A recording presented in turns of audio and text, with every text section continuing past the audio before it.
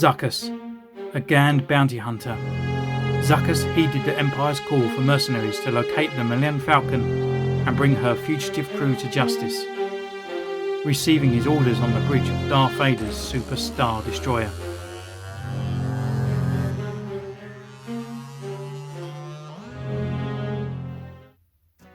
Hello, welcome to another Centurion's Corner, and today we got the review of Zuckess. Oh my god, he's here. My 6th bounty hunter that I've been waiting for all this time is finally here. And he's not only the 6th bounty hunter to finish off the collection, he's also part of a duet, part of a double team. I can now finish off Forlum and Zuckess. 2 collections complete. So, here he is, after being re-released, being cancelled from Toys R Us. Well, Toys R Us going down the pan. We finally get him back. So I picked this guy up from Dark Side Toys. Cost $19.99. So it's all pretty good, being an exclusive figure and a re-release and a pre-order. Had to wait a little time for him, but he's here now. So without further ado, let's have a look at his box. So just a standard packaging of a black series. Being exclusivity, he doesn't have a number. Zuckess written on the side there, and on the back is the pencil drawing and his bio. So, without further ado, let's crack this bad boy open.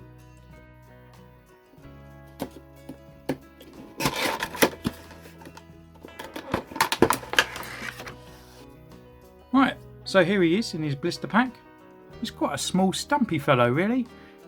He's got no other accessories apart from his gun, which is kind of what Zuckess always just come with, really. I mean, there was nothing else for him to show off, as he was only in the film for, what, 5 seconds?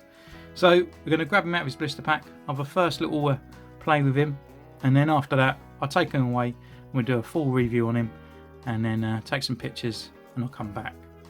So,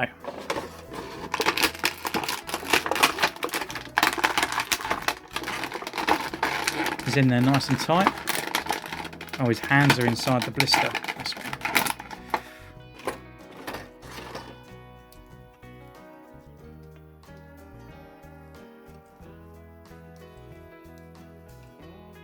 Yeah, seems pretty cool. Seems really small compared to a lot of the other 6-inch figures. So it'd be nice to see what it compares to. And his detailing looks really cool. Not too sure about the coat. Kind of suits him. He always looks kind of a bit baggy, but I'll be kind of interesting to see what's underneath. So I'll be off now. Going to take a few pictures, and I'll be back in a mo with a full review.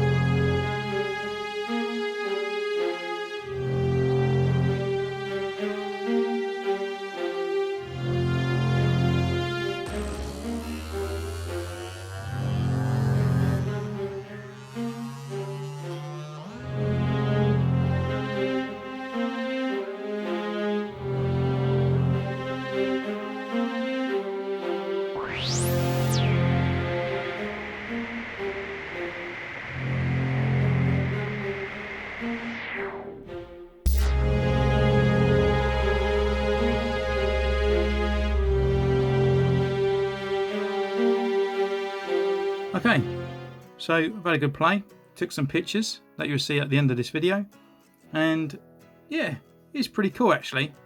So let's start with his accessories. He only comes with one, so it's not going to take too long. Now, I don't know what the blaster's called, but it's just a standard Zuckess. Kind of reminds me of the old Kenner one that he did come with. So it's just got like a little wood pattern just on there. There's no weathering, unfortunately.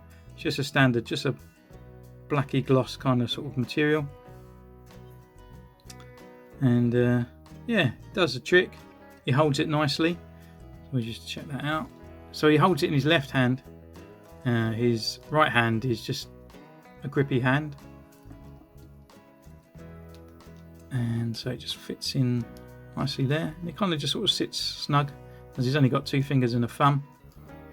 And he sort of just holds it a bit like an Arnie with his sawed-off shotgun, and then it just simply just pops into the other hand. You can just hold it just there, and there we go. Unfortunately, just due to because his coat and this big plastic bit here, this is kind of like the only sort of gun pose you're going to get. You can higher it up or lower it down, but his hand just comes out of the grip, so it's kind of, he's always just sort of going to hold it in a sort of like a gun ready pose, unfortunately. And he holds it very well, kind of holds it like a 2-year-old who's not going to let go of a toy. And yeah, so that's his accessories. So we might as well go into his sculpt, and it's a very fine sculpt, and the painting applications on it as well is top notch. You know, I've not seen anything this for a long time in a few sort of black series. You know, sometimes they just sort of they skim out on them, but yeah, he's definitely got it. So we just start with his head, and we just look down. So it's the back of his head, just all those veins and those bumps and these sort of strange like pipe things that he's got on the back of his neck, and like the rib look there, and that comes over in a crease, and that goes down to the front of his face as well, and it's just such a good sort of like airbrushing almost. It's very good weathering, and his eyes as well, silvery, very peak, and it's got a black wash in there as well, and there's no really sort of like colour bleed either. And again, he's got that silver bit on his front of his face. I never know if that's actually meant to be part of him. Like, I wonder what these guys look like underneath that. And yeah, it's all like dark wash again in there. I feel like the sculpt kind of lacks a get like from this, even though it's all attached, it just goes into a very sort of plastic, and there's no sort of black wash on these at all. And he's got this sort of like a water pouch on the side, but I guess it's like a water bottle, but I guess it's a sort of like a rebreather kind of thing for him, and that goes into the back, and that's just glued at the back of his head.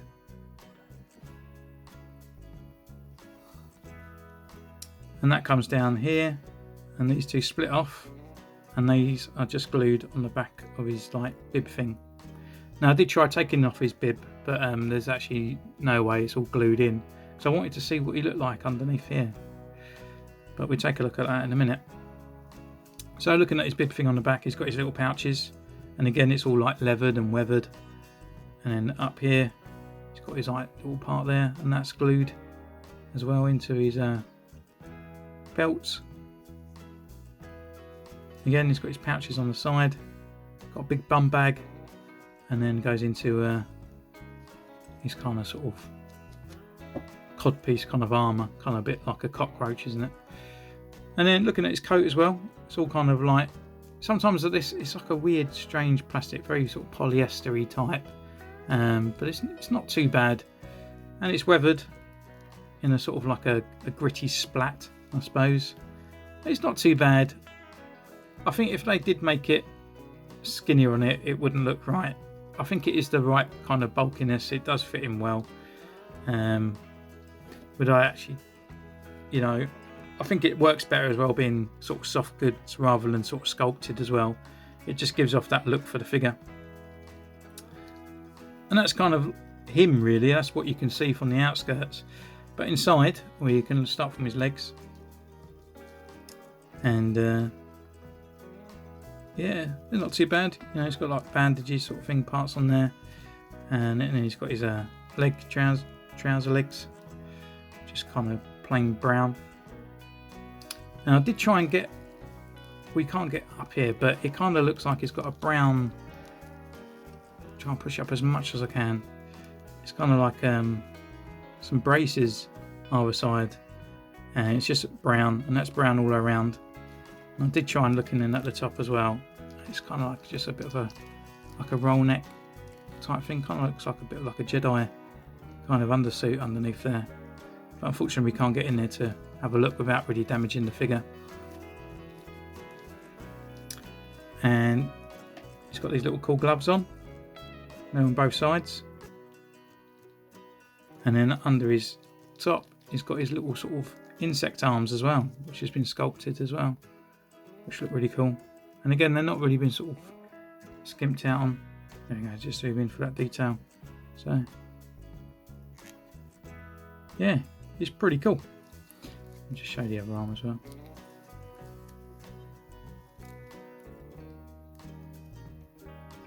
So yeah, and as you can see, he's got a double hinge elbow there. So we'll go into articulation. So his head's on like a ball hinge. He hasn't really got much movement in his head, unfortunately.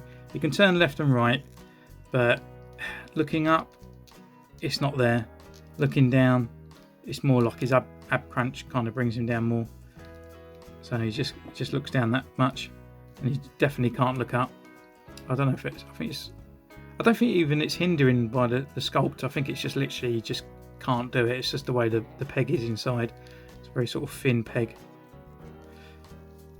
So at the top, it's just normal Black Series sort of shoulders, so they can rotate, but obviously it's hindered by the coat because it gets all scrunched up. It's got a double hinged elbow, again hindered by the coat, but you know, it's got a good sort of bend there. It's got rotation at the wrist, and it's also got a hinge which goes upwards on that one, and on this side the hinge goes inwards.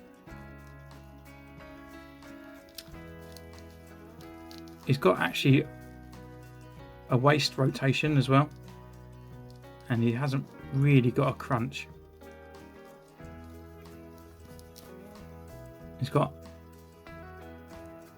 normal legs at the top, which will rotate and spread out. It's got upper thigh rotation, which is very tight because it's so close to this one here, so every time you want to turn it, more turns the actual leg itself. Double jointed knee, which is not a bad one. And then he's got his rocker and a pivot. So his old articulation there is just really hindered by his baggy coat, which kind of reminds me a bit like the pigeon lady from Home Alone, to be honest. He's very small. He's a very small character. And just to compare, is what most people will have in their collection is an Obi-Wan. So as you can see, the size difference in comparison there is, you know, he's really small. But I think it suits him. It brings him out of the crowd, out of the bounty hunters, and he was quite small in the photos as well. So yeah, I think in all they've done really well. And being like the exclusive one, and it's back out now in the wild for 20 quid, it's definitely the chance now to pick this guy up and finish off that bounty hunter collection. Because if you're into Star Wars and you don't have a bounty hunter collection, what's wrong with you? Okay, so that brings me to the end of the review. As an action figure, definitely a pickup. As a guy sitting on your shelf as part of your bounty hunter collection, superb. And for collectors, you want to keep him in the box for 20 quid, it's definitely the time to pick him up. So, are you going to pick him up? Comment down below. You can follow me on Instagram, again, down in the description. And until next time, I'll see you later. Bye!